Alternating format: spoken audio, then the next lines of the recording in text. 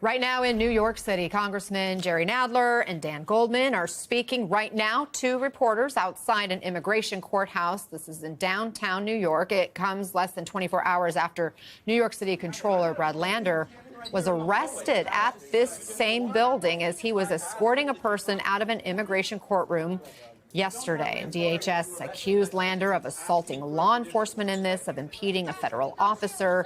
He has not been charged with any crime at this time, but certainly this video has got a lot of attention. Joining us now is New York City Controller and mayoral candidate Brad Lander. Brad, good to have you here. Thank you for taking the time. First of all, what's going through your mind this morning after that happened just, what, 12 hours ago, less than 24 hours ago? Yeah. But look, I got to sleep in my bed last night and talk to my lawyer. Edgardo, the asylum seeker who I was trying to escort out of the building, is in ICE custody, God knows where, has no lawyer, and has been stripped of status. So I feel safe for myself, but worried about him, worried for thousands of immigrant asylum seekers, and worried about our democracy. What happened in this incident from your perspective? So what ICE has been doing, what Department of Homeland Security has been doing for the past 3 weeks in court, is stripping people of their status. They call it dismissing their case, which sounds good, but actually what it means is you get stripped of status, and then ICE agents can pick you up at the elevator. So I was just trying to escort him out of the building. I had done it 5 times before and been able to get people out of the building. In this case, it did not go that way. We heard you say in that video a number of times asking to see the arrest warrant, that arrest warrant for this person you mentioned, Edgardo, right? Yeah. Did you ever see the arrest warrant? No. And let's be clear, Edgardo and all these others are doing exactly what they were supposed to do. They showed up in court on their court date. They had registered at the border. They're expecting to get their their hearing on their asylum case. And so, yeah, I wanted to see the judicial warrant. They never showed it to me. Or thousands of other people who are being detained and expedited in their removals, just like he is. Well, when they started to detain you, I mean, some of these people in the pictures we're seeing don't have obvious, identification on them. They're masked, them are in plain clothes.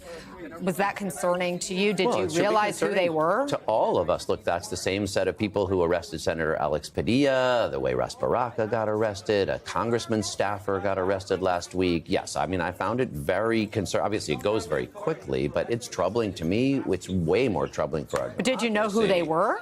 I mean, I knew where I was. I assumed they were ICE agents or DHS agents or FBI agents. But yeah, they're huddled around the elevator banks in masks without identifying information. What a terrifying, these are Gestapo tactics. And that's why I thought it was important to show up and bear witness for folks who are having the due process denied, but also because it's an urgent time. Trump is coming for our cities and for the rule of law, and we got to find ways to stand up. DHS said in a statement accusing you of assaulting law enforcement, impeding a federal officer, adding, it is wrong that politicians seeking higher office undermine law enforcement safety to get a viral moment. No one is above the law, and if you lay a hand on a law enforcement officer, you will face consequences. So anyone can see the video. I don't lay a hand on anyone. I don't assault anyone. And all I wanted to do was be able to escort him out of the building like I had done 5 times earlier. My goal was surely not to be arrested and detained. My goal was to help make sure there was due process and that Edgardo and others are safe and protected.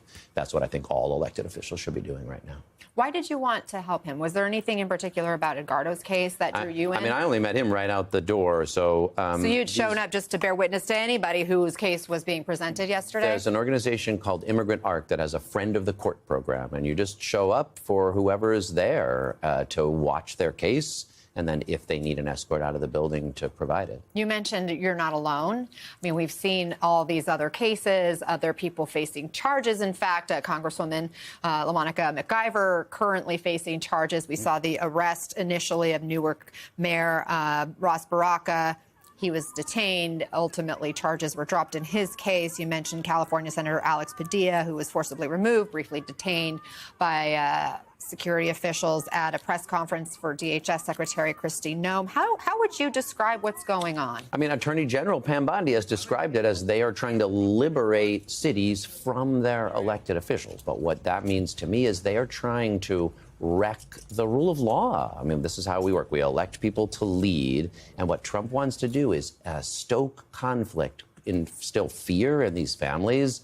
And like figure out how far they can push an authoritarian overreach. And that's why I say we should show up. We should do it with like nonviolent, insistent, peaceful means, but demanding to see the judicial warrants, asserting people's rights, providing that witness bearing and nonviolent accompaniments that I went to do yesterday.